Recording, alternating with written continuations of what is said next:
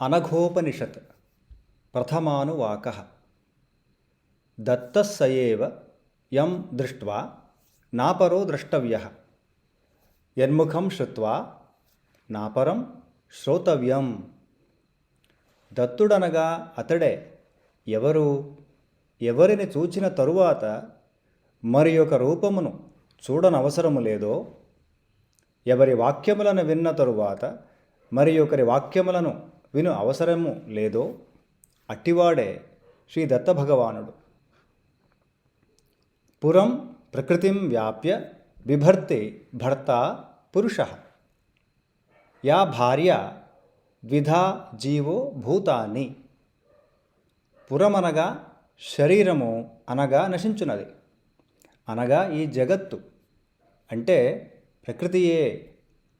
కావున ఈ ప్రకృతి అనగా జగత్తు అంతా శ్రీ దత్తునిచే భరించబడుచున్నది. కావున భార్యయే. పురమును వ్యాపించి భరించువాడే పురుషుడు, అతడే భర్త. భరించువాడే భర్త అనబడును.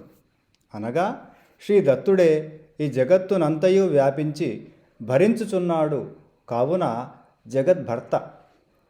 ఈ ప్రకృతి అనగా జగత్తు రెండు భాగములుగా నున్నది. మొదటిది చైతన్యమైన జీవుడు, రెండవది జడమైన పంచభూతములు.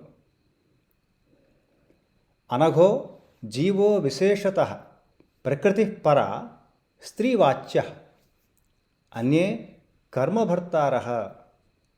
ఈ విధముగా జీవులందరూ ప్రకృతి రూపులై భర్తయగు దత్తపురుషుని చేత భరింపబడుచున్నందున భార్యలే అయినను పాపరహితుడైన పుణ్యజీవుడు దత్త భగవానుని చేత విశేషముగా భరింపబడుచున్నందున అనఘా అను పేరు గల స్త్రీతత్వమైన భార్య ఎగుచున్నాడు. అట్టి జీవుని భారము నంతయును దత్తభగవానుడే మోయుచున్నాడు. మిగిలిన జీవులందరూ వారి వారి కర్మలనే భర్తలుగా కలిగి ఉన్నారు. అనగా వారి కర్మలే ఫలానుభవము కొరకు జీవులను భరించి నిలుపుచున్నవి.